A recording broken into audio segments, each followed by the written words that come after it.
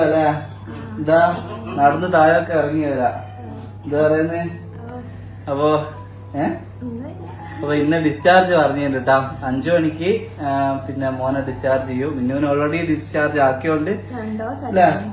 അതെ, ഓളെ 2 ദിവസമായി. ഓളോട് ഞാൻ കൊറേ പറഞ്ഞതാ ഡിസ്ചാർജ് ആക്കിയാ പിന്നെ ഇനി കട്ടുമ്പോ കിടക്കാറ്, ഡിസ്ചാർജ് ചെയ്താ പിന്നെ ഇനി ഇവള് നിൽക്കാം അല്ലേ ചേച്ചി? പിന്നെ നമ്മക്ക് കട്ടില്ല, ഇവള് സമ്മതിക്കുന്നില്ല ഫ്രണ്ട്സ്. അപ്പൊ പിന്നെ എന്നാ നടന്നിട്ട് വരാം അല്ലേ? 2 റൗണ്ട് നടക്കാണ്ട് ഇങ്ങനെ ഇരുന്നാല് സ്റ്റിച്ചെല്ലാം പിന്നെ ഒരു ഇതായിപ്പോലെ ചേച്ചി. വർഷങ്ങളായി കാത്തിരുന്ന് കുഞ്ഞുണ്ടായി ഹോസ്പിറ്റലിൽ നിന്നും ഡിസ്ചാർജ് ചെയ്ത് മടങ്ങുന്ന സന്തോഷത്തിലാണ് അംസയും മിന്നുവും. നമുക്ക് ഇപ്പോൾ ഒരു ഹോം നേഴ്സിനെ കിട്ടിയിട്ടുണ്ട്, അൽഹംദുലില്ലാ എന്ന് അള്ളാഹുവിനെ സ്തുതിക്കുന്നതോടൊപ്പം ഇപ്പോഴാണ് എനിക്ക് സമാധാനമായത്. ഹോം നേഴ്സ് നല്ല കെയറിങ് ആണ്, കുഞ്ഞിനെ നല്ലവണ്ണം നോക്കുന്നുണ്ട്, അതുപോലെ തന്നെ മിന്നുവിനെയും നോക്കുന്നുണ്ട്. അതുകൊണ്ട് തന്നെ അംസ ഇപ്പോൾ നല്ല ഹാപ്പിയാണ്.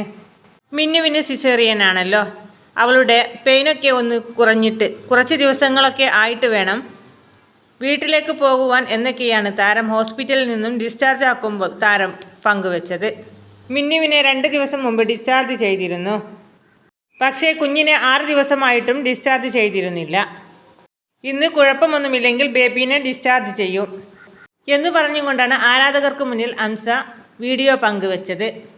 അംസ ഇപ്പോൾ സന്തോഷവാനാണ്. ഫസ്റ്റ് പ്രഗ്നൻസി ആയതുകൊണ്ടും ആ സമയത്ത് ആരും തന്നെ ഇല്ലാത്തത് കൊണ്ടുമാണ് ചെറിയ ഒരു ടെൻഷൻ എനിക്ക് ഉണ്ടായത് എന്നും ഇപ്പോൾ ഞാൻ ഹാപ്പിയാണ് എന്നും അംസ ആരാധകർക്ക് മുന്നിൽ പങ്കുവച്ചു.